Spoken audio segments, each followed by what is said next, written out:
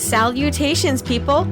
Welcome to Page 3 Killers, Murders That Went Unnoticed, a podcast where we dive into the murder cases that went unnoticed by our nation's newspapers.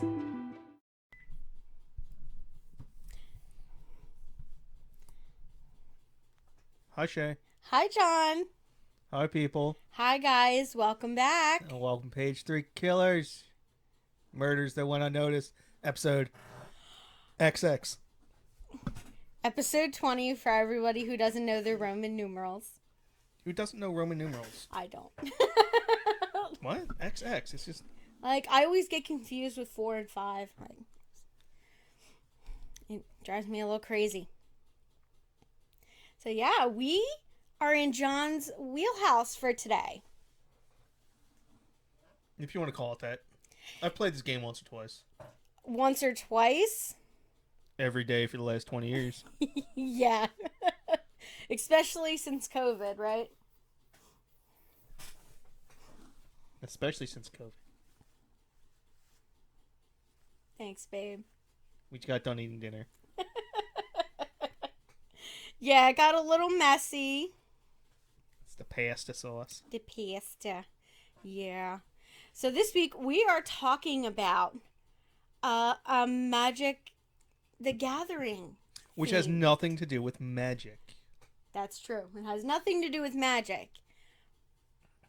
But like Hocus Pocus stuff. No. Yeah. We're talking the card game, Magic the Gathering. It's pretty popular right now. I think people know what it is. All right. If they don't play it, they know someone who knows someone who plays it. I know 3 people that play it. Yeah, me and 2 of my friends. Exactly. That doesn't count. Well, before we get into the story, let's go through our news topics. So there was a lot of them. Okay, so. Well, what year are we in, first of all? That's right, 2012. You know when the world was supposed to end. Oh yeah, that's right. That was one of the big things that was going around. Everybody was like, right? Yeah, everybody was like, oh, the world's gonna end. The Mayan calendar that people were just like, didn't realize that the Mayans were just like, yeah, we're not gonna live that long. There's no need to go past make a calendar that was that long. The people, when we get there, we'll keep on making it longer. We'll add up to it. We'll add on. It's like you buying a calendar. You don't buy a calendar for the year 3742. It's like, yeah. You're not going to be that alive to use it. So we're going to start off the news with Joe Paterno. He died at 85 of lung cancer following the scandal that was happening. It was big in the news, the Jerry Sandusky scandal. And I believe it was child abuse charges, like 45 came forward that said that this guy like sexually abused them while they were in the program there for football. It's true. But if you're interested in that, there is a podcast called Unregistered, and recently they did an episode with a guy who did an entire documentary on why Jerry Sandusky was framed. Really? He was framed? Maybe not framed. Innocent. It was really... I mean, because everyone hates that man. Oh, yeah. There's not a person alive. Like, they took away Joe Paterno's wins. Well, didn't they have to give them back, though? Like, some of them? I don't think they ever... In, like, the, there was, like, a... There was like a court case. I don't know, but either way, they took away Joe Paterno's wins. Like, they looked back and went in, like, 1997 and went, no, you don't win that game anymore. Sorry. I don't understand how that affects that. I mean... I don't know. But anyway, moving on. Anyway, then we had on January 30th in Illinois, the Byron nuclear power plant accidentally releases radioactive steam. This was shortly after Fukushima as well. Yes. No, this was... Fukushima hadn't happened yet. Had it? When did that happen? Was that 2015? No, I think it was maybe 11 or 12. I'm gonna have to look it up. That was not in the news for 2012 when I checked. I didn't see it there. Yeah. I might have scrolled past it though. Now, while he is looking that up, we're going to keep forging forward. I was a year off. It was 2011. 2011 was the Fukushima power plant. Yeah. You know, they're still telling people that they can live there now. They can or can't? They can.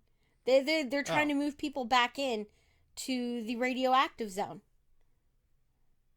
Well, it depends on how radioactive it still Yeah, is. well, what they did was they, took off the radioactive topsoil. And they put them into, these, domed things. That area nobody can live in. But they're like, oh, this area you guys can live in. I'm still probably staying away from it. Yeah, a lot of people are like, nah, not moving back. Now, on February 11th, singer Whitney Houston was found dead in her hotel room at the age of 48 in her suite at the Los Angeles Beverly Hilton Hotel. That was big news. Yeah, that was huge news. And her funeral was, really big. I remember it being, a week long, and they did, outfit changes for her, which was, kind of crazy. That's like an old-time funeral where they had to move people.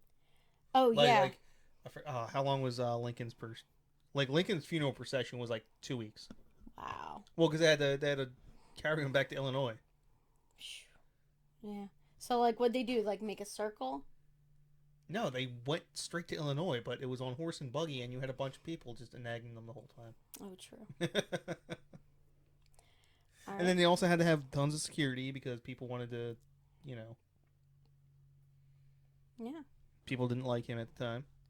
Now, the next two news stories, I feel they kind of go together. Not really. But we have the Dow Jones industrial average goes above 13,000 points for the first time since May of 2008. So I know we made a big deal about it going above 10 after the last one. We made a big deal about it. So the one that when it hit 10, that was the peak of the tech bubble. Yeah. And then it crashed. And then it got all the way back up. And in 2008, then it crashed again. Yeah. And then this is it recovering. Yeah. This is when they essentially they broke even from the financial crisis of 2008. Yep. And then that same year, around that same time, we had 19 banks that failed the United States Federal Reserve System's stress test.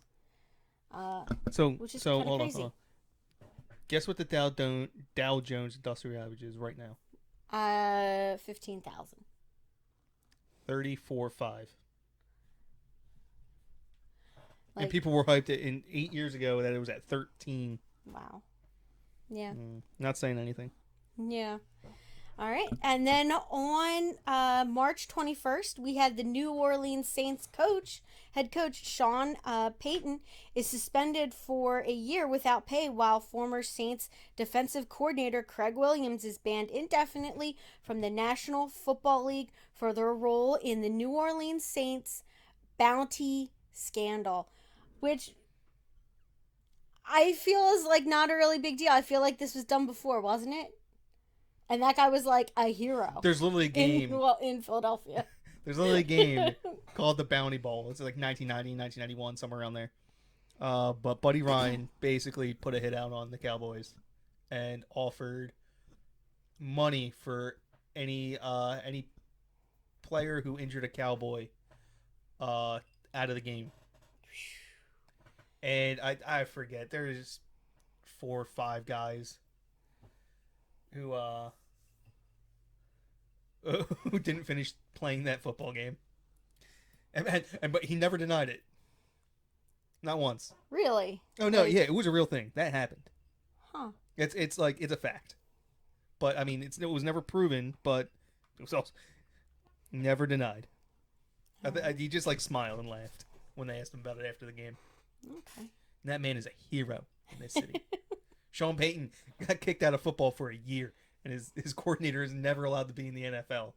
Buddy Ryan is a saint. Yeah.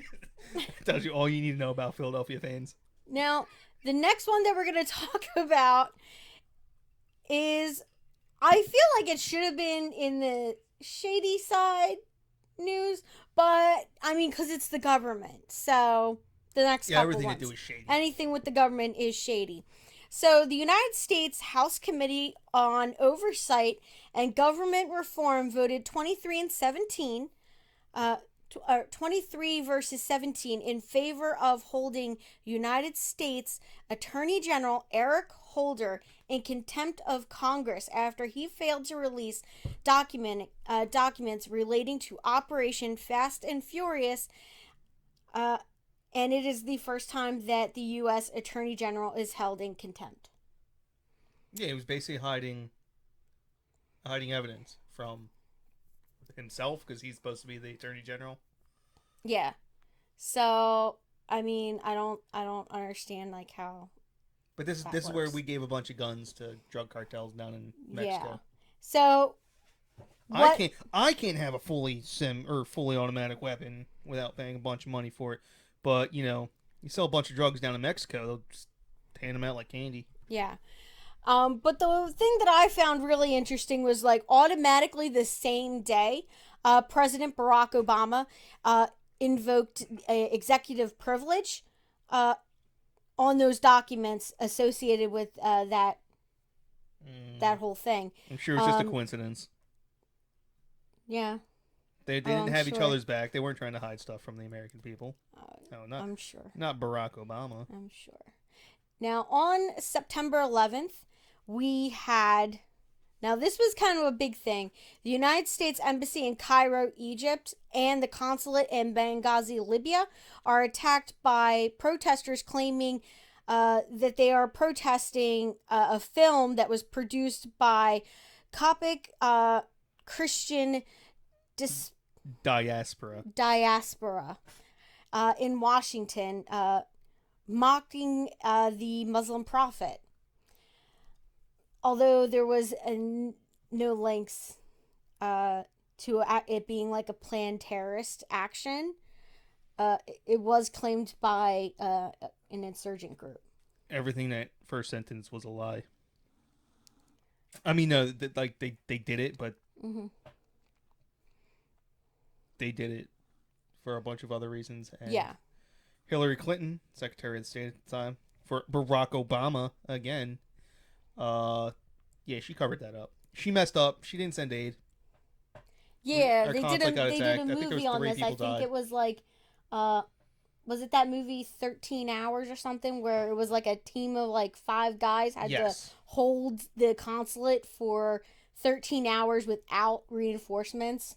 That is correct. Against like a mob of like thousands of people. Like, and then so they made crazy. So they knew this was happening. They knew it was going to happen, and essentially they didn't do anything.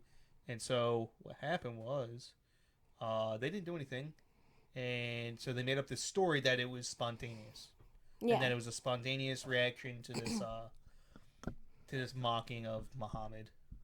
Yeah.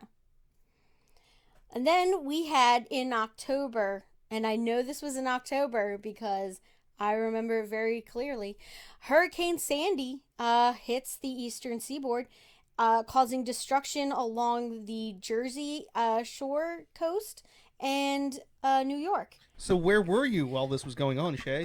I was on a cruise ship heading down to Florida. Out of New York. We left a day early. And it was kind of crazy. We got broadsided by a rogue wave. And I just remember the ship, we were like, going like this. And then we were woo! And then back up. And everything came out of our minibar, out of the fridge. All the glasses that were on top came off and they all broke. If I had been I was on the top bunk. If I had been up there, I would have been on the floor. But earlier in that night, I was getting seasick being up there. And I was like rolling around from the force of the waves. So I just pulled the mattress down and I was already on the floor. So, but yeah, crazy, crazy, crazy. It was a good trip, though. Good trip. Well, I bet you didn't have to deal with Sandy Yeah. like after the first day. I Yeah, was that's I true. was stuck in New Jersey having to work for 72 hours. I was told to go out and look for falling branches in the middle of that storm. Oh, That's what I was told to do. Hey, go out and look for falling branches so we can pick them up in the middle of the storm while the branches are falling. You want to know what happened? what? A tree branch fell on someone's truck and crushed it. And they're like, yeah, maybe that wasn't a good idea. Everyone come back in. Like what? You guys were on like fire watch, right? Yeah, well, it's my job to Hmm. read, like, because we lost power to like, everything. Yeah. And there were certain areas of Princeton University that did not have generator backup. So it was my job to hook up these little Honda generators and run around and regas them every few hours Hmm. to make sure the people in Princeton, New Jersey had fire protection. Yes. Doing your job right, protecting the citizens. I got paid Or to like sleep in a hammock. It was awesome. And that was like triple time because I was there for 72 hours straight. Yeah. Now we're going to get into our shady side. Now we had a bunch of really cool, really neat, interesting like You know, crime I'm looking at the stories first for story. this one. That's those are not the words I want to use for him. Yeah, no. So the first one, it was January 31st. We had teacher Mark uh, Burden is charged with molesting 23 Los Angeles elementary school students, which is kind of crazy. But the next That's a one, lot. 23 is a lot to get away with. Well, they're elementary school students, so I guess they're easy to manipulate. yeah. So the next one, though, I found was really. I remember seeing something and listening about this one on the news. It was the disappearance of Suzanne Powell. And her husband, Josh Powell, was suspected of his wife's disappearance. She has never been found, okay? But he ends up killing himself and their two children following her disappearance. Yeah. That's a shitty move. Yeah. It was like kind of crazy. I remember seeing it like that their house with the cop cars in front of it and it all taped off in the news. Yeah. We also had the underwear bomber that year. That was that guy that tried to get on that Detroit, Michigan flight uh, with a bomb in his underwear. This is the reason why the TSA gets to molest you anytime they want. Yeah. Now, and you're just like, well, he was not successful. It was a poor attempt. Um, he wasn't able to detonate the bomb on the plane or anything. But yeah. I wonder why you didn't try and pronounce that name. I'm not even gonna give I that one a I shot. do not I Good do lord. not want to insult anybody by Abdul Mutulatab. I know this is Farouk. Farouk. It's Abdul Mutala. Oh, Mutalib. Abdul Mutalib. Yeah. We Yeah, all good luck. yeah. We also had that case involving George Zimmerman who shot an unarmed African American boy named Trayvon Martin. I remember like this being in the news, just like his court thing and all that. And I mean, he was later that year charged with second degree murder, but I believe he was found not guilty. Yeah, he was Something acquitted of happened. this. Yeah, he was acquitted.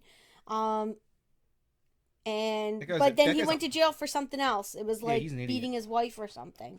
No, he false imprisonment of his wife. Yeah.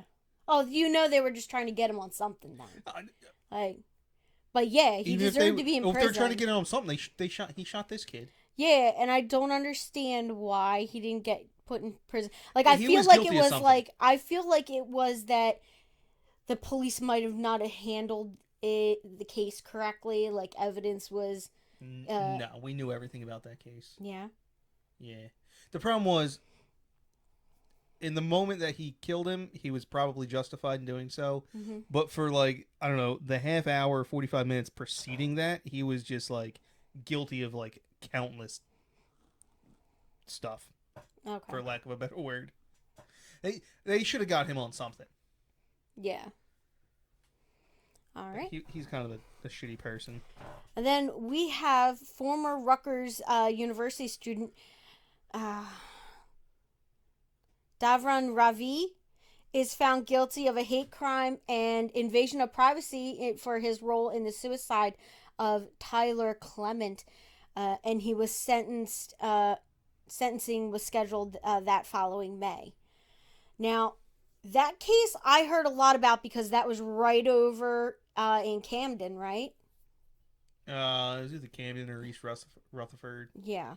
So it's not too far from Philly, which is we're outside of Philly. And that was he basically recorded his gay roommate who was not openly gay. So he was closeted at the time. He basically left his computer running and recorded his roommate having sex with his boyfriend. All right. So, yeah, that one there, he basically recorded his roommate having sexual relations with his boyfriend, and his roommate then killed himself because of it. So, kind of a shitty thing to do. Record your roommate having sex with his boyfriend. Unless you're into that type of stuff, just a little voyeurism. I don't think that was the case in this particular incident. But, whatever floats your boat. We're not here to judge. I mean, the worst thing I had to put up with when I was in college was my roommate was addicted to WoW, and I had to take her charger for her laptop all the time so that she would go to bed. And that we were constantly running out of microwavable mac and cheese because people on our floor would come and ask for it. Oh, so like you personally would run out of? Yeah. Gotcha. Yeah.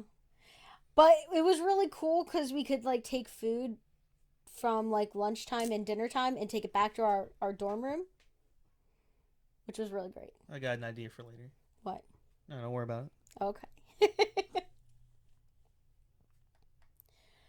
Now, the next one, we had the Aurora, Colorado shooting on July 20th. And that was at that movie theater in Aurora, Colorado during the showing of The Dark Knight Rises. That guy went in dressed like the Joker. He had the green hair like the Joker, and he just shot it up. His name was James Holmes. Yeah, and he opened fired, and I believe 70 were injured in that. 70? Yeah. It was a big movie theater. I didn't realize there was that many people. Yeah, it was a I knew big he movie threw like theater. smoke bombs and stuff to get people freaked out. And they all thought it was part of the show. Yeah. Because it was opening night for the movie. And they usually do things like that. Like Harry Potter, they would do something Harry Potter related. Like have some guy dressed as like Snape walk through the movie theater. I don't know. But yeah, so they thought it was all part of the show. Thought it was just like small, like fog machines or whatever. Nope. Yeah. I just saw the next Jodi Arias. This sounds familiar. It should sound familiar. Now, Jodi Arias was a woman in Arizona who was accused in 2008 of killing her ex-boyfriend, Travis Alexander. She basically, like, chained him up and, like, beat him to death and, like, tortured him until he was dead. And this was, like, huge on the, like the news. Like, I remember watching Nancy Grace. I mean, Nancy Grace is terrible to begin with. I mean, she doesn't really cover real news. She more sensationalizes it. And it just gets crazy. But yeah, so this case was really, like like the trial was huge. I remember watching it. It was like watching OJ or Casey Anthony. It was like on that level. So John's looking at Oh. pictures of her. Well, I imagine if you make national attention, you have to be somewhat attractive. She's not my type, but Yeah. I could see why someone might be attracted to her. Yeah. Although I make a lot of Casey Anthony jokes.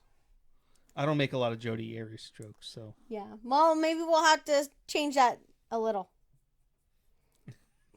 Okay, I'll see what I can do. I'll start making really inappropriate It's jokes like, about a watch it, babe, or I'm gonna start beating different- you like Jodi Arias. And it would only work for me. Because she didn't let no man beat her. No, I'm not gonna say that. Now the next one. What? No, I was like Casey Anthony jokes are just too. They're just too dark, but I love dark humor. Yeah. In case you guys haven't noticed, we're into like kind of dark things, like murders, mysteries. Yeah. I only like dark humor. Everything and dark music. That's it. Everything Now else, we have one last news story. Did you just You break broke him again. Oh, Well, they'll find out later. Oh my gosh. Okay. So the last news story we have. Still wet. All right, what's our last news story? Our last news story is Sandy Hook. We had this Sandy Hook school shooting. God, no wonder why I'm not allowed to have any cool guns. This year just Blew that right out of the water. Yeah. So we had a guy basically went into Sandy Hook and shot 27 people. Included in that were 20 children, ages from 6 to 7. It was an elementary school in Newtown, Connecticut, up in the north. Yeah, it was Sandy Hook Elementary. And I know a lot of people were like, "Oh, Sandy Hook didn't happen," and then I'm just like, a lot of people are like, "Really?" Not a lot of people. Alex Jones, and there's like a dozen other people. Alex Jones got sued over that. Insane. Like, that's like denying the Holocaust. I mean, you got pictures and film of the Holocaust. Like, I saw a documentary on some Sandy Hook deniers. They are like flat earthers. No, they're worse. Yeah. No, because like they literally will go to these people's houses with signs and protest outside these people's who just lost a child. That's insane. That's kind of crazy. Like the fact that these people aren't just shot is like on site. Is don't even get me started on those people.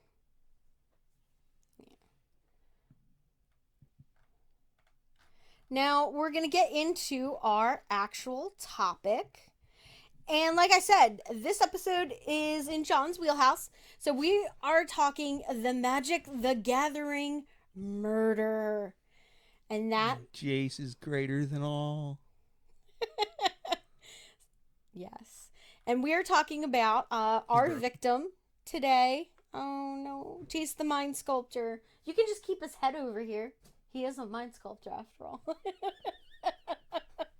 There we go. Bells on top of my... Yeah.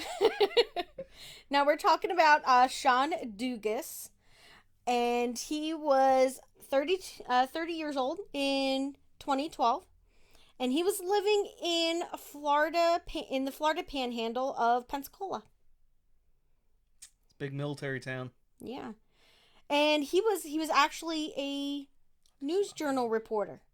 He was a reporter, and he was mostly recognizable for filming like out in the community. So he did like the Gulf Coast lifestyle section. He also covered local crime with the police department sometimes. So he did cover local crime, but he was like mostly known for his web series, the Gulf Coast lifestyle, where he like showed people how to eat crawfish and how to eat a moon pie.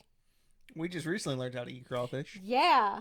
That's a waste of an animal. I know. I mean, I guess, if you're like one of those people where then it's like smaller than the actual edible part is like smaller than a shrimp. Like it's like it's crazy. It's like a small shrimp. Now, he was a bit of a like a hippie kind of guy. From everything that I read, he liked wearing vintage clothing. He was super into like just being like a cool guy, you know? Oh, no, you see, I knew he had Like long hair. I didn't know he had yeah, dreadlocks. he had dreadlocks, long hair, and he was a very friendly person. And people said that he wasn't judgmental, with anybody. He just liked to listen and understand people. He would like randomly ask people questions when like walking down the street. He would just like maybe stop and like start talking to somebody. And his family and friends said that that was like something that they really liked about him. He contributed a lot to the local homeless shelter and food pantries. He, volunteered a lot. And he was like a really great guy, it sounds like. Especially, like, he came from a more of a well endowed family background. So, they had a little bit of money. His parents were divorced, but, he kind of came out on the good side for going through that. He was just a really nice, kind guy. And he had a favorite pastime, playing Magic the Gathering. So he was a well-known figure in the Magic the Gathering community in Pensacola. And he Yes, went to tournaments. anyone with his level of collection would be well known. Yeah. So now we're going to talk a little bit about his collection. So it was valued between $25,000 and $100,000, and he had like what's the card, babe? It's called a Black Lotus. The Black Lotus. Now in the episode that I saw this in on TV, ID Network is a bunch of losers. they made this entire case sound like they made it sound like Magic the Gathering players it's like a seedy underground. They're like meeting in somebody's dark, dingy basement, and like in reality they're meeting in well lit stores for the Like, most part. if you go to the hobby shop that I go to and you walk in, it's a bunch of board game nerds. Yeah. In a very clean, well lit environment. And that's the only place I play Magic. I don't go. If you've ever watched this thing on the ID Network, it is the most ridiculous and again, I don't blame the people because their son or brother had just gotten murdered over this nonsense. But like, they obviously had no idea what he was doing. And to be honest, it is called Cardboard Crack. It does have that nickname. Yeah. People, it's a lifestyle, right? Yeah. People who enjoy Magic a whole lot. Listen, from what my husband has told me, if you're into Magic the Gathering, you really can't afford drugs. So Well, that's like one of the famous sayings, like, hey, teach your kids to play Magic the Gathering because then they'll never be able to afford drugs again. yes, exactly. It's not a cheap hobby. Like I would say my collection's probably about $25,000 to $30,000. Yeah. I mean, and that's And that includes 20 years of Magic cards. And I'm just saying he has 20 to 30 boxes of just Magic cards, which is crazy. Like, these collections can be very large, and this guy had one of the most valuable cards. Is that Yeah, right Black for me to Lotus. assume? Yes, Black Lotus is the most valuable card, by a pretty wide margin. How much does that card go for? In rough condition, right now, 10 grand. Wow. In pristine condition, over $100,000 by itself. Yeah, that's kind of crazy. Yeah, I mean these part this $25,000 to $100,000. That was in 2012. Yeah. 5 to 10x that right now. Yeah. Like I personally know people who have $1 million in Magic cards. Wow, that's insane. You guys are crazy. Now, he spent most of his time at the TBS Comics on 9th Avenue. playing cards with strangers and a close knit group of friends that he had. They, in the articles that I read, they said they were kindred souls, and I was like, that's kind of like hippie-ish, which I feel kind of fits Sean. Like, Yeah, you knew him so well. yeah. So, You just went like, yeah, I did. like from this article, like just reading the amount of articles that I read about this guy, and I actually like found like a page that was like done by a friend of his for a Well, I'm sure you can just go online and watch clips of him. yeah. Just type in his name in the whatever Google, uh, some type of video search or YouTube, and I'm sure some of his news stuff is archived. Yeah. So you guys know what Magic the Gathering is. It's like D&D except cards, right? Is that like, or Pokemon? It's like Pokemon. Am I bad? It's not like Sure. Pokemon. No, it's just like Pokemon. It's exactly the same thing as Pokemon. Yeah. No. Okay. It's close enough. Whatever. It's close I enough. don't care. So basically, it's a card game where people play spells and monsters, right? And you try to defeat your opponent by taking away their life score, right? Sure, we'll go with that. Yeah. That I Listen, you play. It's the way it's always explained to me. It's a mix between D&D, chess, and poker. okay. If you mixed all three of those things together, that's what you have. Yeah. So that's Magic the Gathering, guys. Now, I know you guys are wondering what Magic the Gathering has to do with this case. We already told him $25,000 to $100,000. Yeah. So he had that huge ass collection of Magic the Gathering cards. Now, Sean goes missing on August 27th of 2012. Now, this is right at the time that Florida is preparing for Hurricane Isaac to hit the coast. So that was supposed to hit between the 27th and I believe they said it was like September 6th. So it was like moving around down in the coast. They weren't sure where it was going to hit. I believe this ends up hitting more in the Gulf, like further in, and Like it over hits like towards Texas. Texas. Yeah. So I think they got the brunt of it, and I think they just had some minor stuff happen in Florida. If anybody is more aware of that than I am, let me know if I'm wrong, but I'm pretty sure that's how it happened.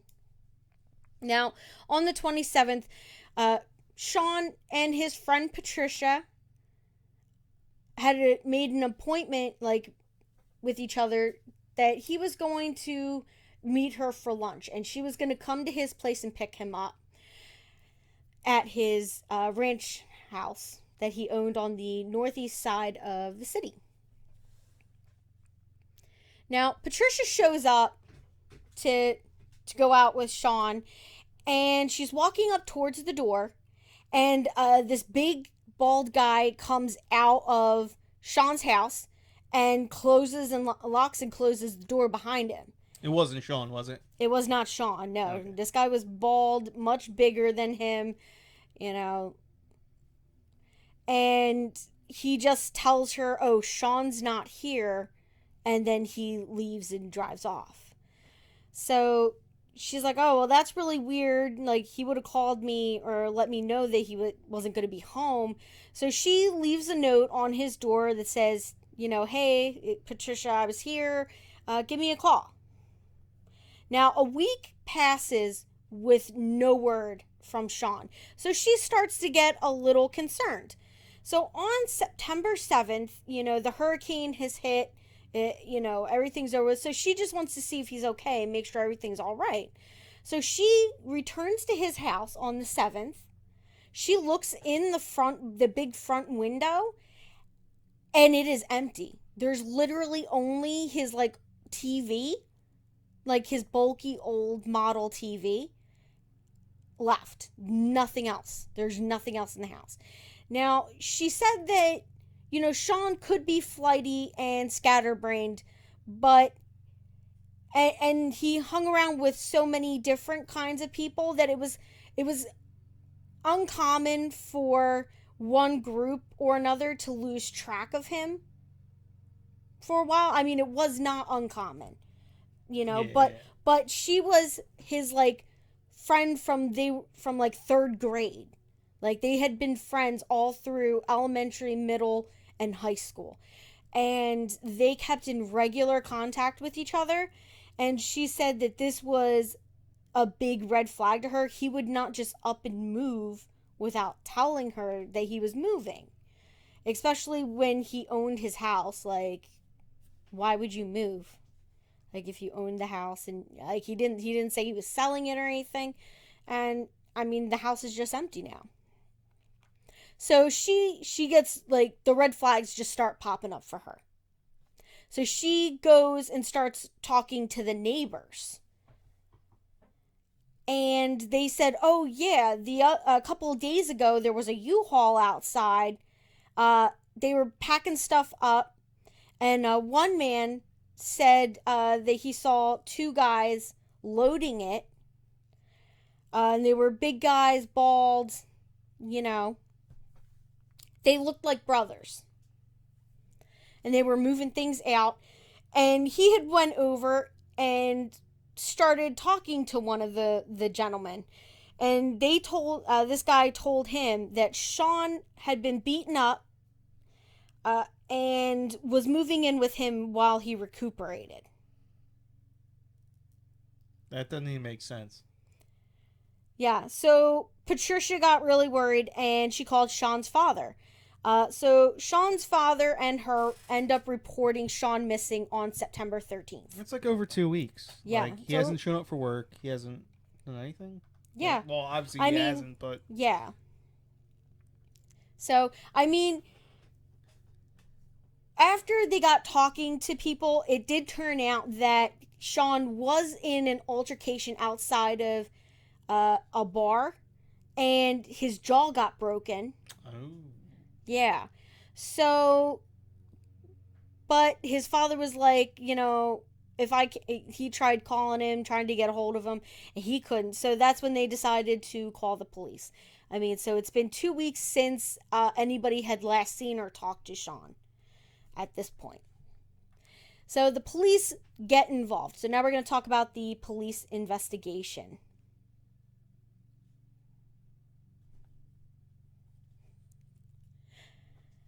Now, the detectives are able to get inside of Sean's home, and they find blood in like his garage.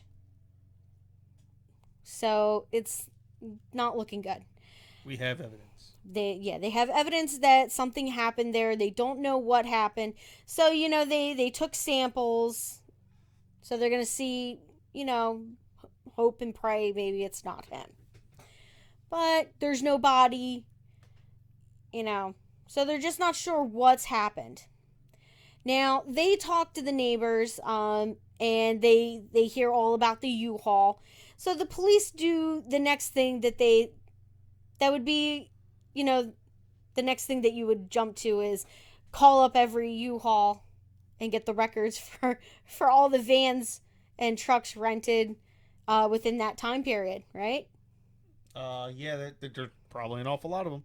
Yeah. So luckily, I believe that one of the neighbors had written down the license plate. Who does that?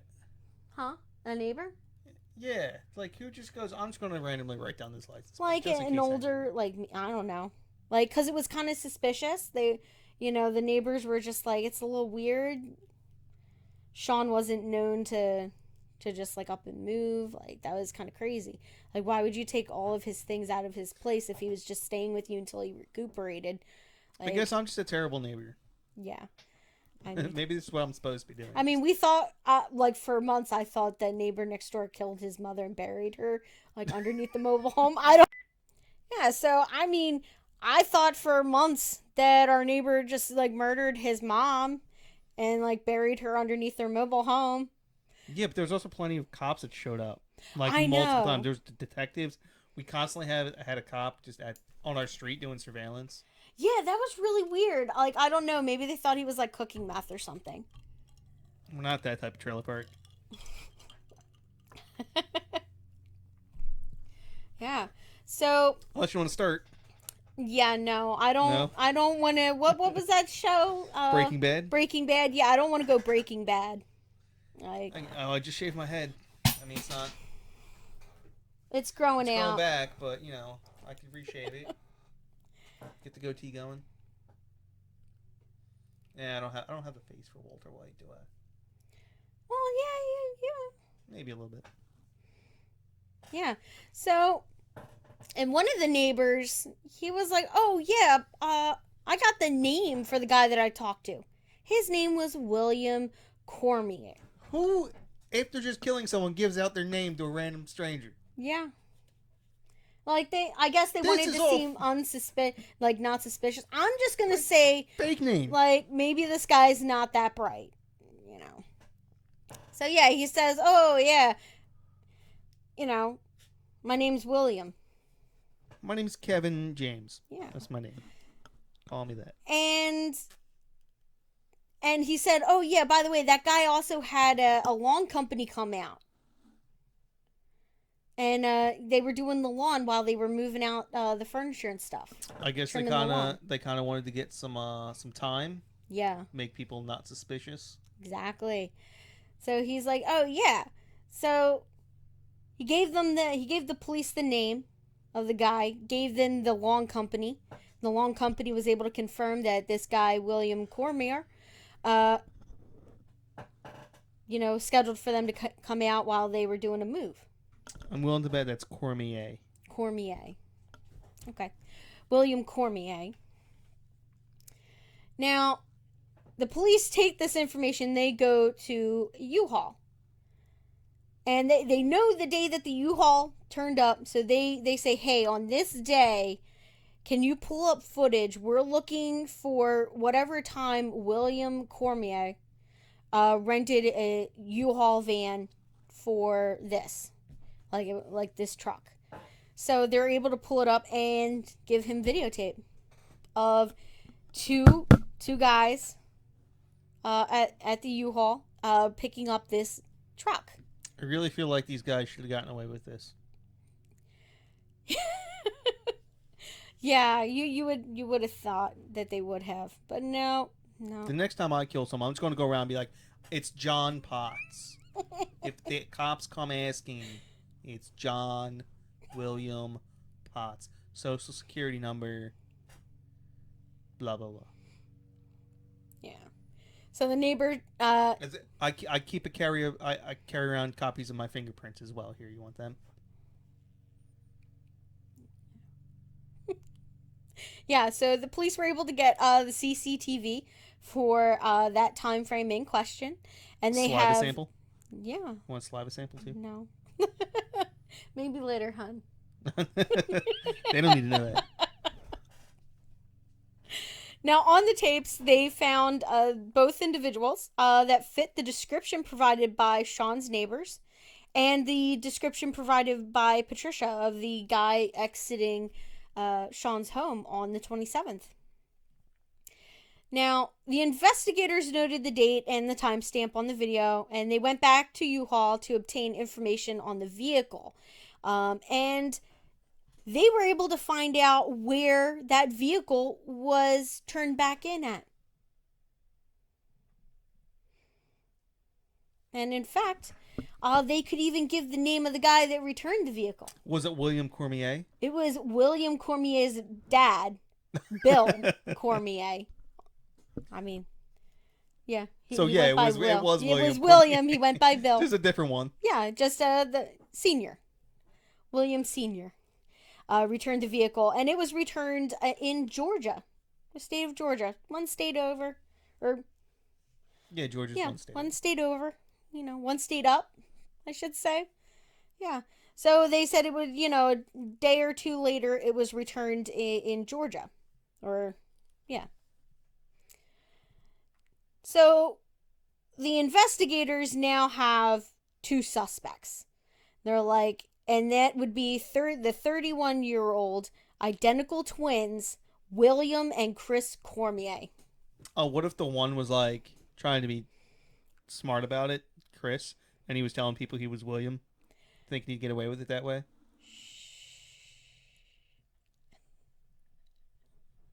Oh, I solved the crime. No, no, but that I'm just saying that may or may not be used as William's defense in court. Okay. Yeah, I swear. It was Chris telling people it was William. I mean, people said that they could tell them apart. Like, I'm sure complete strangers 6 months after, a crime happens, having to identify yeah, someone. Like, imagine you and your sister in a lineup. You think 6 months after something yeah, happened, people are really going to tell you apart? Probably not. maybe. Not at least not consistently enough. Yeah, Unless they notice something very specific about one of the two of you. yeah. So now the U-Haul was returned in Georgia by their father. It, so we already talked about that. We talked about, the name of our suspects. So they start digging around in these guys' background, and they find out that they live with their father, who also has his disabled sister and her two kids living in the house. So they have, 6 grown adults living in a one-story home that they are renting in Winder, Georgia, which is, I believe, outside of Atlanta. And they had just moved back the August prior to this. And I bet you're wondering what William and Chris were doing in Florida. Yeah, if you're up near Atlanta, Florida's not exactly that close. Yeah. Well, they were on a gambling trip. So William, that's where William made most of his money. He would gamble at casinos, and that's what they would use to pay the bills. That's a rough life. Yeah, because their father, Bill, who was a criminal, a reformed criminal, did not have a job. He was on disability, so it was his disability check plus his sister's, which wasn't very much at this time. So I think they only made combined like $1,300 a month. So that's why the boys moved back in to help support the rest of the family, because nobody else had a job. I mean, yeah, $1,300 ain't that much money. Yeah. Now, in early September, when the boys returned from their Florida poker trip, their father, Bill, noted that they returned home with a U-Haul truck. And he said William was driving the U-Haul truck, and Chris was driving the Chrysler that they had left town in. Now, Bill looked in the back of the truck, and he said, oh, yeah, there was, like, when I looked in there, there was a bunch of boxes in there. There was an orange chair, some other furniture. But he said that there was something that really struck him, like, really bad. And he got a little suspicious about the whole thing. Was this odor coming from the back of the truck? Why would they bring him all the way home? He said it smelled like death. And the boys gave him a pretty, well, I guess to him it was a convincing story. To me, I would have called bullshit on it as soon as they told me, and I would have been calling the cops. My kids are not. I would be calling the cops. Now, William told Bill that the U-Haul's contents belonged to a friend from Pensacola who got out while they were traveling from Georgia. Like, they had an argument or whatever, and the guy just left. So he was so like, he left well, his truck. Yeah. And he's like, yeah, so I just finished driving it the rest of the way here. He's like, yeah, and that smell is my friend's dog who was really old, died on the way here, and I didn't want it in the car with me. He's like, so I just wrapped it up and put it in the back of the truck. Yeah. I mean, I guess. Yeah. So he then said his son really quick closed the back of the truck and they went into the house. But the story did seem, he's like, well, the story did seem a bit odd, but they didn't seem to be bothered by anything, so I didn't know that there was anything to be concerned about. He said later he did question why the friend would just like get out and leave all of his furniture and his stuff. Uh, and his son's just said, just happened. He'll call us when he's ready to pick up his shit. You know. So a few days after that, uh, the boys said that they were going to bury that dog in the backyard. And Bill said when they started doing this, he was really concerned that his neighbors would complain about the horrible smell. Um, and he said, they buried it, and the scent lingered for a while and then dissipated. You know. Now, on the morning of October 8th, the police have done their digging and they, got the phone number for their home. So they made a call over and they talked to Bill on the phone, and they said, "Oh yeah, we're looking for Sean Dugas. He's been missing from Pensacola." And he was like, "Nah, don't know any Sean." And he hung up the phone, and then he was like, and then I thought about it, and he's like, "Pensacola, that's where the boys were." And he's like, the dead dog. And he said, like, I remember reading the article, and he said that he just had this sinking feeling in his stomach, and he was like, oh shit.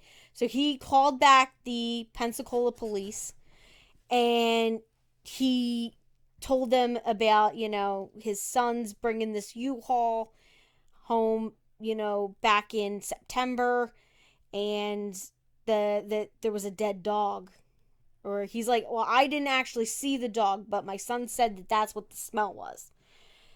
So they get off the phone with him, and they have the local Georgia police go out, uh, and he takes them to back to where um, the boys had buried the dog, and there's a concrete slab now over this spot in the backyard where they buried this container containing a dog. Now, as you guys know, it's not a dog in there. So, Who is it? so they come out. The boys had went out to Walmart for leaf bags at this time when the police show up. And so they're not there when all of this starts. So the cops go out, they start moving the concrete slab and start digging, and they find the plastic container. Now, in the middle of this, the boys did return from their trip to Walmart, and they see cops, and they decide, we're gonna get out of here. But they're spotted by a cop who follows them and eventually pulls them over near the city limits. And right around that time, this officer gets the call over his radio that they have found human remains at the site, and that he should bring in both boys. I'm shocked. Yeah. So, beneath a freshly poured concrete slab, authorities extracted a blue storage bin about the size of a coffee table. Inside, they find the intact, contorted remains of a decomposing man wrapped in a clear plastic tarp. Now, it would later be confirmed by dental records and DNA that it was Sean Dugas. There's absolutely no reason these two guys should ever have gotten caught. That's all I'm saying. I'm just. I mean, this just shows you that you think that they would like. Are you? Hold on, wait a second. Are you being sarcastic? Because I can't tell. No, Like these in guys should have been able to get away with this. Yeah. If I was one of them, and the other one wasn't too stupid, I could have gotten away with this. Yeah. Well. Yeah. Well, see, that's the problem. There's two of them involved in this. If there was only one of them involved, they would have gotten away with it. Well, like you give out your name. Literally, you tell another human being your name. Mm-hmm. It's bad enough they got the license plate number. Yeah. But you gotta get a truck there somehow, right? Yeah. And then you bury them in your backyard. Between the two of those mistakes. Yeah. And what was the other one? There was a third mistake. I was making fun of them earlier for it. I can't remember. Oh, given the name his name to the neighbor, there was the. Yeah, that was the one that you were making fun of. Oh well, I mean, just driving all the way back home with him. Yeah, taking like just drop him off in a lake. Yeah, I mean, you're driving down 95. You can't tell me that. Well, it's probably not 95. Well, whatever, like the backcountry roads through Florida. Yeah, you're in Florida and backwoods Georgia. You tell me there's not a spot to bury him. There is plenty of swampland to be tossing a dead body in Florida. You could have just. You put 4 years in between this. And everything will be gone.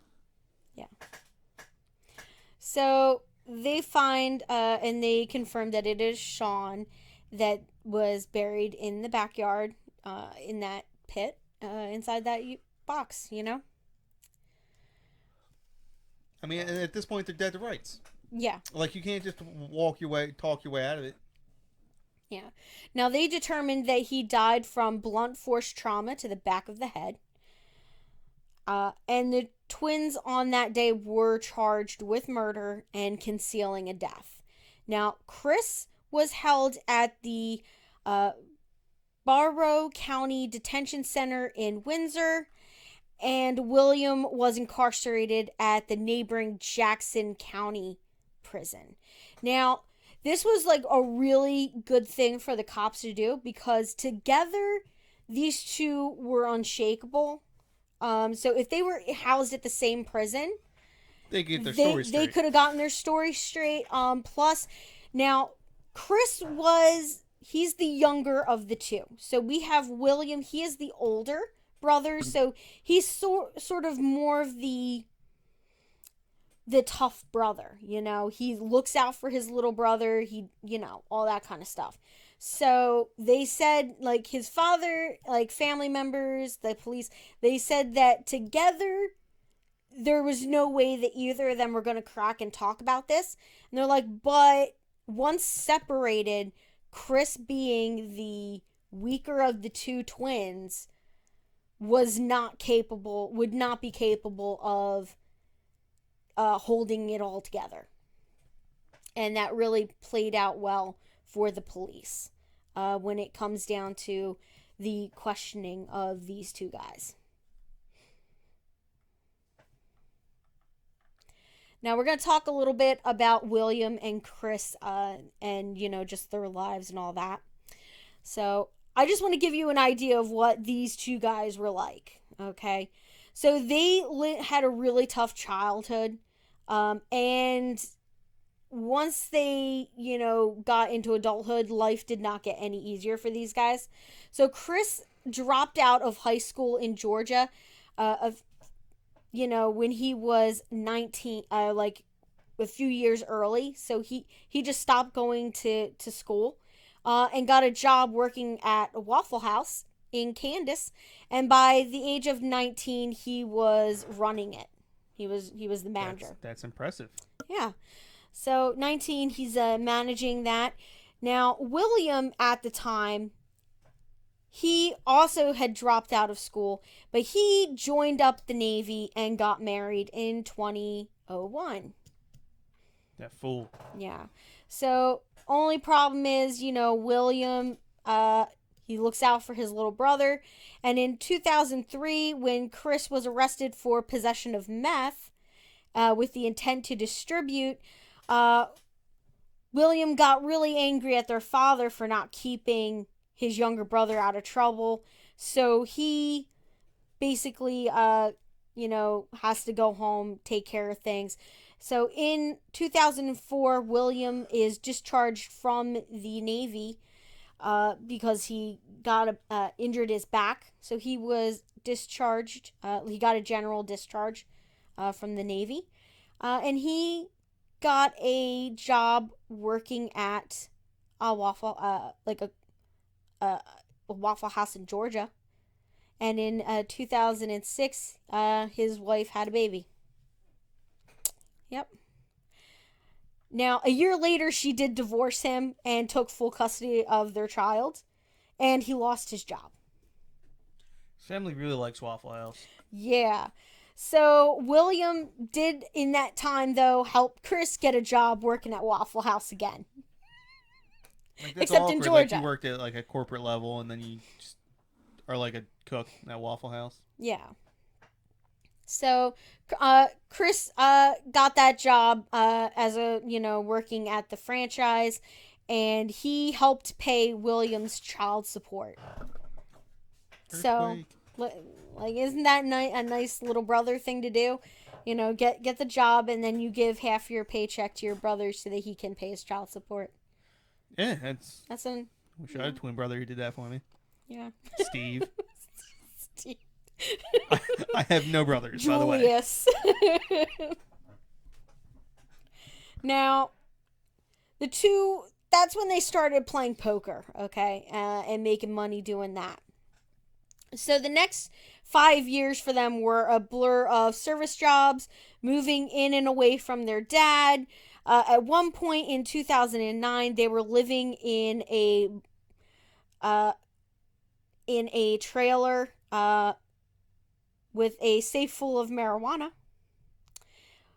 And Chris, they got busted for having that marijuana, and Chris takes the fall for William on this one, and he gets probation and like $1,000 fine.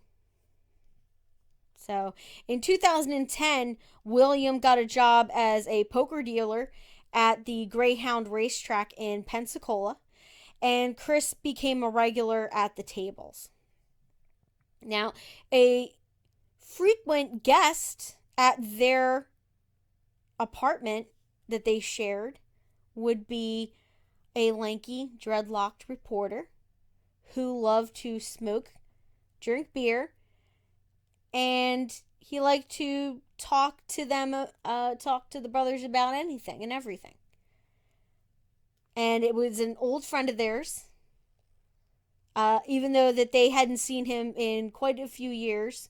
They still kept in touch with him, Sean Dugas.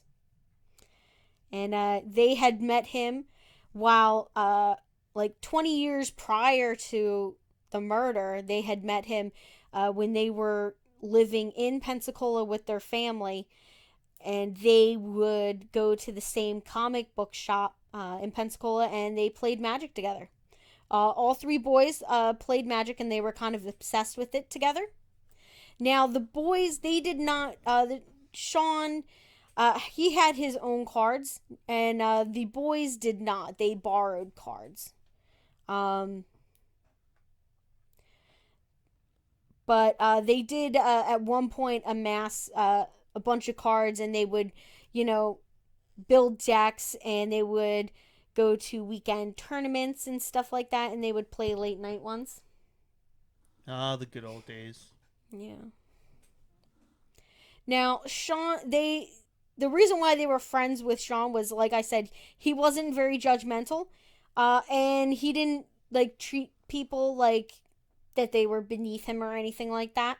So he was like kind of a cool guy to hang out with, and that's what Chris said. He said, he was a really great guy to like hang out and play cards with, and and just would just talk about anything and everything. Yeah, those are the people I typically kill. People I find who I can hang out with. Yeah. They're pretty cool. Hmm.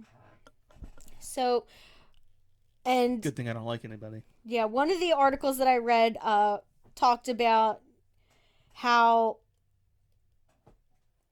they rarely had friendships outside of each other. So it was like kind of a big deal for them to have a shared friend because the both boys were incapable of having a relationship with somebody outside of them because you know, they didn't have a good relationship with their father, and they sort of like could only rely on each other. So for them to have somebody else outside of the two of them that they could actually be friends with was kind of a big deal for them. They just did not have the personalities or the like socialization to maintain friendships. And this was a friendship that they maintained for 20 years. Yeah, magic will do that for you. Yeah, you know? So it became clear that whenever they were in Pensacola, they would drop by and they would hang out with him.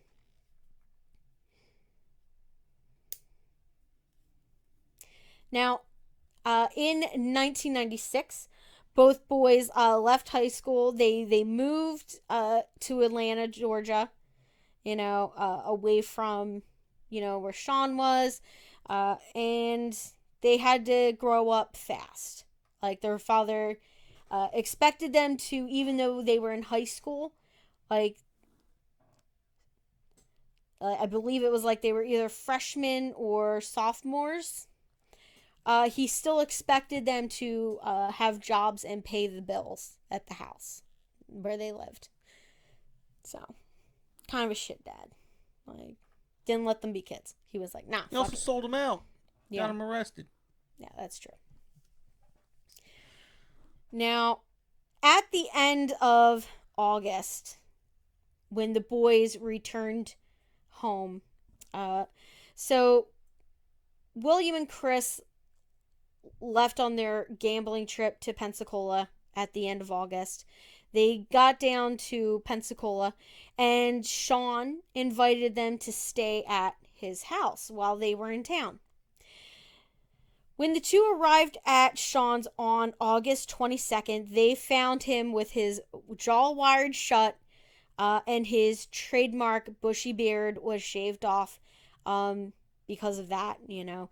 And he told them about how, oh yeah, he got knocked unconscious days earlier outside at a party outside of a bar and all that, which was on tape, by the way. They also have tape of that altercation happening.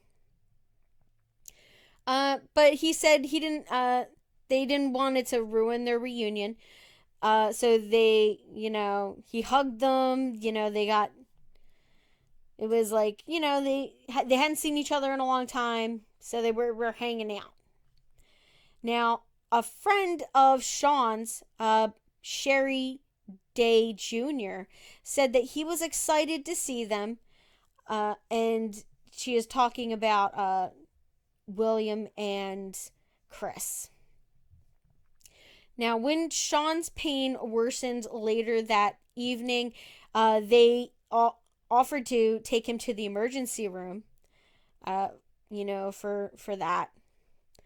I'm not sure if they actually went. I'm assuming they did not. But the following day, a rift happened between Sean and the boys. And it became very apparent to Sean's other friends. So one of Sean's friends said that he came over and he spent 4 or 5 nights sleeping on his couch which was across town from his own place, and that was Ray's Watkins. So Watkins said, "Yeah, Sean came. He was staying at my place for a couple of nights, and he slept on my couch." He said he didn't want to go home. And Sean, he said, didn't seem to be afraid of the twins, just really annoyed, you know. After every what? I feel like they were asking him for money or something. Yeah, like I don't know, like maybe they were just like leaving, like just being messy, and Sean wasn't messy, or I don't know. But when you live on your own and you don't have roommates, like I could see how that would grate on some people. Like especially if you're a neat freak and Yeah, but you're not just gonna they're abandon not. your house. You're not just gonna leave, Yeah. go over somebody else's house for 4 days. Yeah. So I don't know, maybe like they got into his pain pills. I don't know. But for whatever reason, he just wanted to distance himself from the situation, just left them alone at his place, and went and stayed at a friend's place for a couple of days. Now, after everyone had been getting along so well, suddenly it seemed that the brothers had outlasted their welcome, from what I read. He didn't want to be an asshole and tell them to leave, said his friend Ray's Watkins. So on Monday, August 27th, William and Chris took Sean to his appointment with the oral surgeon. Uh, as they left around 11 a.m., Sean used William's phone to call Patricia Burke and set up lunch for that afternoon. Now, Chris told the detectives that interviewed him, he said that on August 27th, the same day as Sean's lunch date, the twins and Sean were at the Pensacola house. He said he was in one room and he heard Chris heard a man screaming. And that was Sean, who was being chased by William. Now, Sean, at this point, he's around 5'11", weighed about 140 pounds. And William is much bigger. He's like 220 pounds. And I believe he's like almost 6 feet as well. So, I mean, he's over 6 feet. So he's a big guy compared to Sean. Now, he said, Chris said that he saw Sean run out into the garage and his brother followed right behind him. And he said that he watched William corner Sean in the garage, and he said that he saw his brother strike Sean in the back of the head and with something heavy. And when he checked, Sean was dead. So at that point, he says that his brother William took charge. He drove to a nearby Walmart, bought a plastic tarp and a blue moving bin. He rolled Sean up in the tarp and had Chris help him fold it into the plastic bin. Then they left the bin in the house and took Sean's magic card collection, which was, like I said, valued at $25,000 to $100,000 at that time. It was William who sold the cards to a local card shop to get them the gas money to get to Georgia. So William also peddled cards to a vendor at Dragon Con in Atlanta that weekend for around $5,000 and a few more cards to a store in Newnan. Now, William also sold the rare Black Lotus card, the most valuable magic card ever released, worth at least it was worth in around $10,000 to a vendor in Tennessee. When the twins returned to Pensacola on September 3rd, it was William who hired a lawn service and cleaning crew to tidy up after he and Chris had loaded Sean's remains and possessions into the U-Haul. Yeah, selling a Black Lotus isn't as easy as it sounds. Yeah. There's not too many people who are in the market for spending $10,000 for a piece of cardboard. Yeah. So you really have to. I mean, most dealers will probably buy it from you. Yeah. I mean, anyone who have the capital to buy it. But And that's pretty much what happened. They had a guy who was out in Tennessee. That's probably why they had to go all the way up to Tennessee. Yeah. All right. Yep. I just lost my place. Hold on one second. Sean's remains. Okay, yeah. So they packed everything up into the U-Haul, and they got on the road. And once the cargo arrived back in Winder, it was William who buried the bin beneath their father's. Well, one article said it was beneath their house, but it was not beneath the house. It was in the backyard underneath a concrete slab, which they laid after they buried the body. In his report, Pensacola Police Detective Daniel Hartnett concluded with one summative.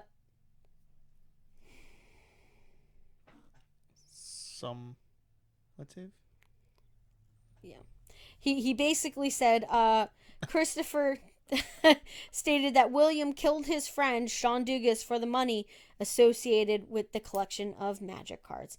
Now, 9 days after Chris makes this statement, William learned that he would be charged with first-degree murder and robbery with a weapon in, oh my gosh, what? How do you pronounce that county? Escambia? Escambia County, Florida.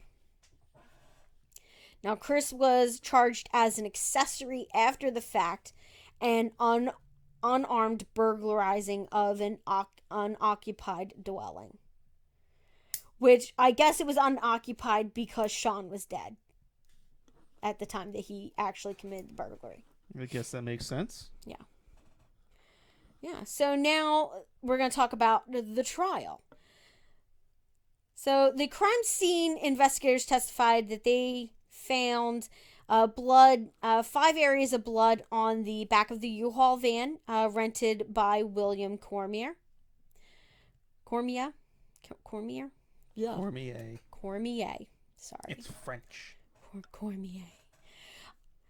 Now, for William's trial, his attorney, Richard Carey, his game plan was to put everything on Chris. He said, you know what? No, my client didn't do it. His twin brother did.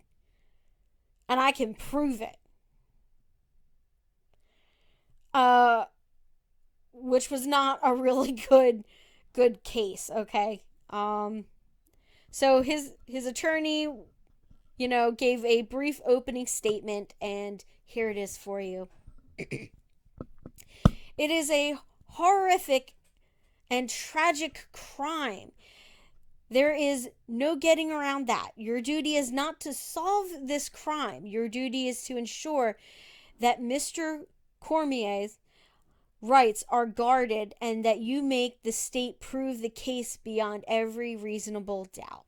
That's the most guilty sounding opening statements I've ever heard. Yes. Like, come on. Hey, listen, guys. He didn't do it. I swear. Yeah. So. He didn't even say that. He didn't even say he didn't do it. He didn't even say anything like that. No. He basically goes, listen, there's some legal stuff in here that you guys might want to look at, and you have to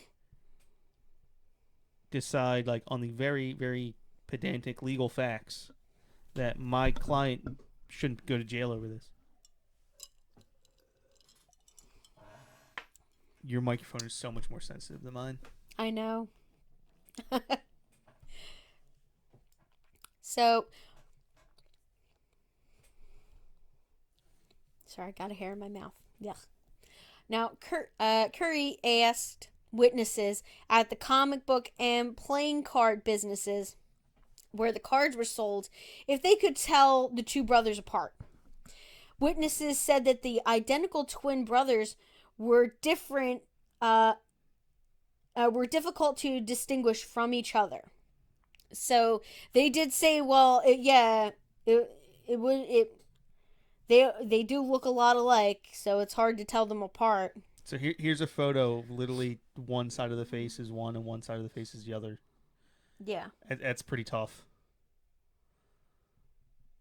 I mean, you can.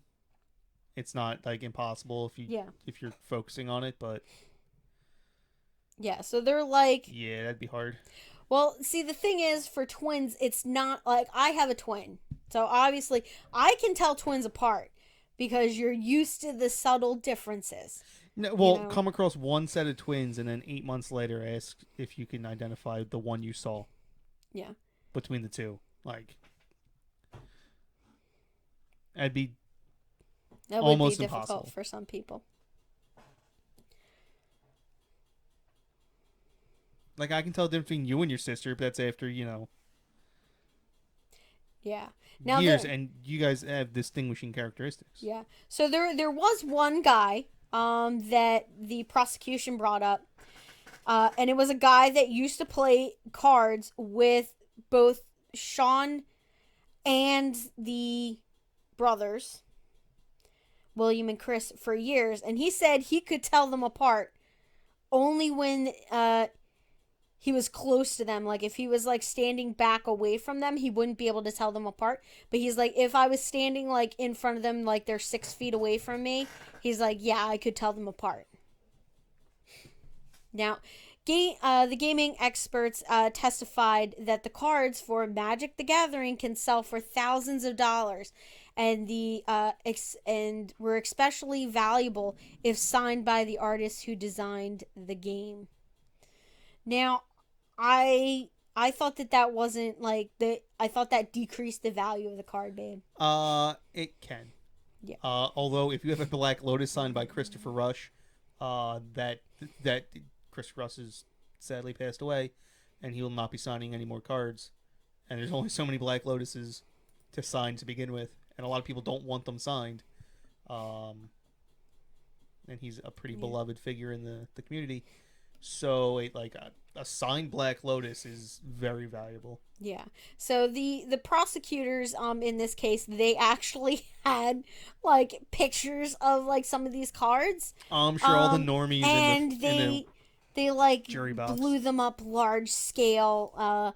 One of them was a bird. One was an island. There was dragons and just other fantasy drawings. So one was a bird of paradise. Yeah. Yeah, so they did that. Friends testified that Sean, had told them that, his collection was worth thousands. He had like thousands of cards, including some that were extremely rare.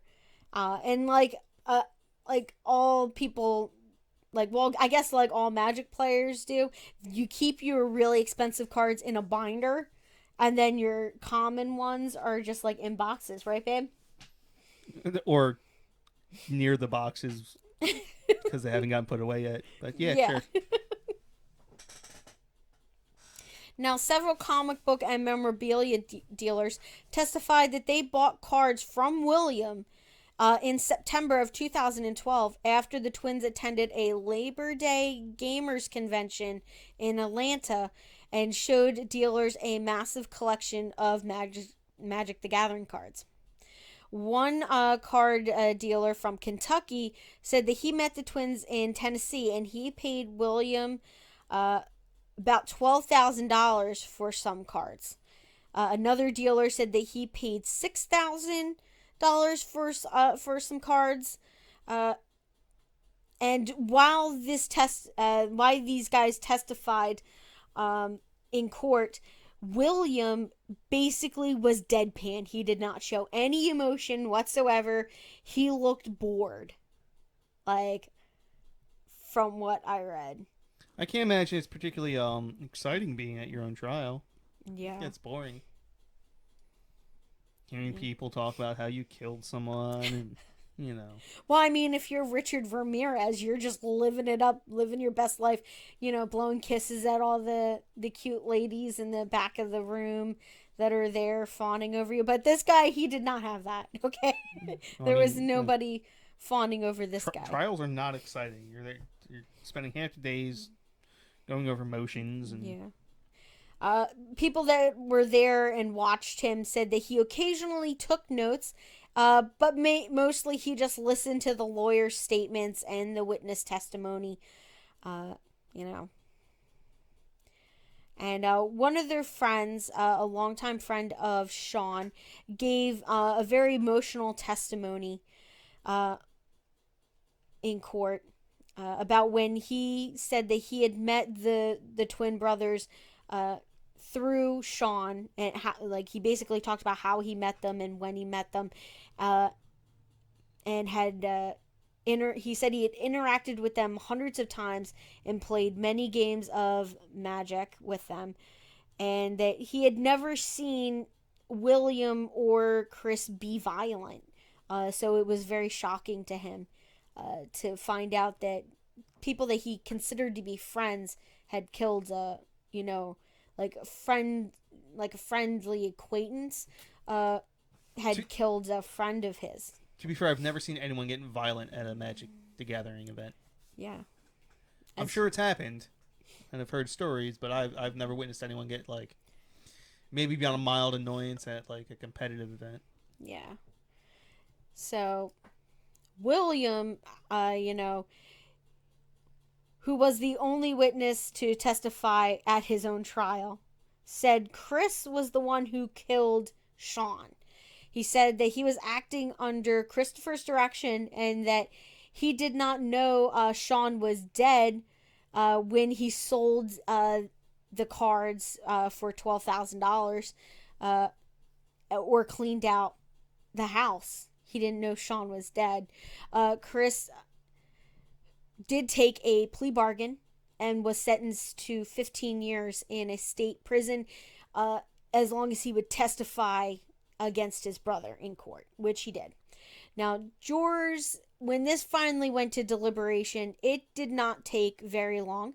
It was just a little over an hour of deliberation before the jurors came out with a guilty verdict, convicting William of first degree murder. And he was sentenced to life in prison without parole. Now, the court deputies, as soon as everything was read down, they escorted both brothers out of the courtroom. The twins did get to, see each other right before they went out. While the Dugas family was basically giving their it's not testimony, but it's their victims impact statement. Yeah, their victim impact statements. So they were reading those, and Sean or Chris actually did say something to the Dugas family in his statement he was allowed to make after they went. So he said, everything you have said about Sean is true. He was unique. There will never be another Sean. Sean was a good friend. I respected his opinion and trusted his judgment. Now, Christopher told investigators his brother beat Sean to death with a hammer and that he was in another part of Sean's home when it happened. Now, Judge Terry Terrell said that the maximum 15 years was appropriate, even though prosecutors did ask for more. How do you ask for more than a maximum? That's why it's called the maximum. Yeah. And he finished up, the judge said this: if I can give you any words of comfort, I think it is fair to say that the Sean that I have gotten to know through this trial would want you to find some joy in every day. And that's what the judge said to Sean's family. And that is everything that I have on this case. I hope you guys enjoyed it. I enjoyed researching this one. You know, when John brought it up and said that he wanted to talk about this one. I just want to vindicate that terrible, terrible ID channel, seedy underground of backdoor Magic the Gathering tournaments with. I mean, they had like a satanic cult like twist to it, and then like all Sean's family members were like, he was addicted to it. He was addicted to the pots, and he'd inject it. And then like I get it, you know, again, you can only be so harsh on victims' families, but yeah, they did it, and I'm sure it wasn't. It was a bunch of editorializing. Yeah, I mean, it really wasn't. The family was not really involved in that ID channel. The only person that really was on there was it was his friend Patricia. Oh. She was in it, and she was the one that was like, oh yeah, he had this Magic the Card collection, and it was worth a lot of money, and she even called the card the wrong name. Like, I know it's a Black Lotus, but I guess like she'd only talked to him a couple of times about it. Yeah, and if you're not familiar she was like the Black Widow card or something crazy like that. And they never corrected her. They never corrected her on the show. That's what drove me nuts. Yeah, and I remember you were just like, I can't let that stuff slide. You were like, babe, I didn't know I was a part of a seedy underground. Yeah, I know, right? Like, I was just like, man, someone's going to, like, watch this and get all, like, excited and be like, oh, I need to go check out one of these underground Magic the Gathering tournaments. This sounds like, it's like Fight Club or, like, the Kumite or something like that going on. And, like, then they're going to show up and there's going to be a bunch of freaking board game nerds, like, with a bunch of dice on going, I'll attack you for 2. I block. All right, pass turn. Yeah. So it's like they're a bunch of nerds sitting there drinking coffee or energy drinks, like or bourbon, just playing a card game. It's not, there's nothing seedy about it. And what this boils down to, this case, is it's just greed. Like, I mean, sure, you know, Chris and William's life was not that great to begin with, but, you know, to just kill a friend who like, especially somebody who had been so nice to you, so kind to you, and to just, like, go and kill them and just steal from them and just do the horrible things that you did. Like, it makes no sense to me, and I think it's such a tragedy. Like, this guy, Sean, seemed really nice, and it's a shame. He probably could have helped him out more than... Yeah. And that's the thing. Like, his family and his friends said that Sean would... If you needed help with anything, Sean was your guy. Like, you could call him, and he would show up to help you move things. Like, if you had to move your furniture, or you needed help with something, Sean was the first person that you could call, and he would drop whatever he was doing to be there to help you out. So, anyway, we need to sign off. Yeah. We're going to do it different this week because we just found out that we were stealing it from somebody else. Yeah, we had no idea. Swear to God. Apparently, there's a podcast out there already that does it. I mean, I got it from a what was it? A needlepoint that I did for a friend of mine. It was a pattern. I got it on Etsy. I don't know. Who had apparently stolen it from this other podcast. Yeah, I don't know. So, stay good looking. Don't let someone kill you. Yeah. Goodbye, you foolish mortals. Who are we stealing that off? Bye, guys. Bye, Hope peasants. you have a nice weekend. Bye.